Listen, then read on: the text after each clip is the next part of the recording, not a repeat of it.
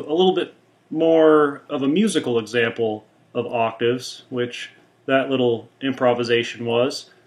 But I want to give you the tools to take what we worked on in that second lesson about notes and how to locate them all across the fretboard, and give you some ways of playing around with them in your own musical ramblings. I think that is another key step to really being able to understand and utilize octaves, and they can sound pretty cool to use them for all sorts of ideas, as I was trying to do there. So everything I played came from the first 5 notes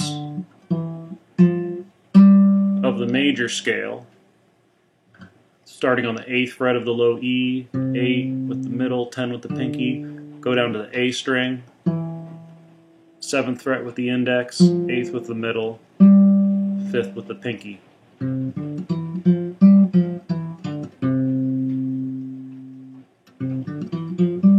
Get really comfortable with that, and then try to play it like this. So your index is now going to go to that first note, which allows your ring to go to the octave of that note. And then that's going to move up a whole step. And then drop down to the next 2 strings, 7th and 9th fret, 8th and 10th, 10th and 12th.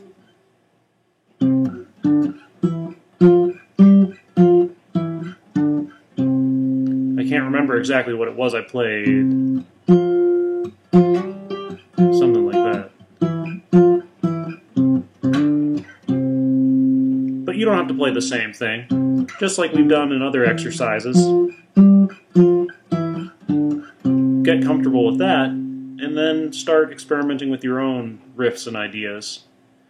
The next part I did was switching over to the A minor pentatonic scale, index to pinky on the 5th and 8th fret of the low E, index to ring on 5th and 7th of A, 5th and 7th of D, and then for our purposes we only need to go so far as the 5th and 7th of G, although let's just throw on the 5 and 8th because actually that'll connect a little bit too.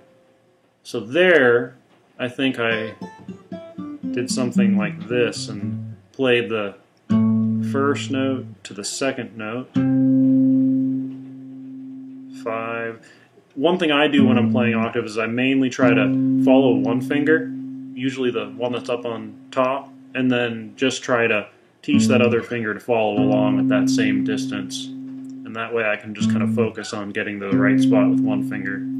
And then I went down to the next 2 notes of the scale. And then I think I just reversed here, played the 7th fret note of the scale first, and then went back to the 5th fret, and then took that same idea and went like that.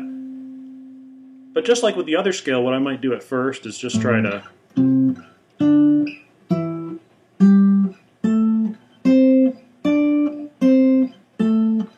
play the scale as octaves. You notice I did something there at the end.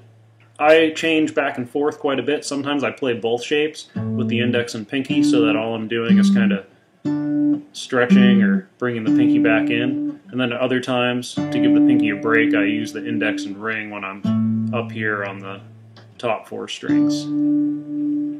So that is the octave jam idea. The jam, though, is up to you.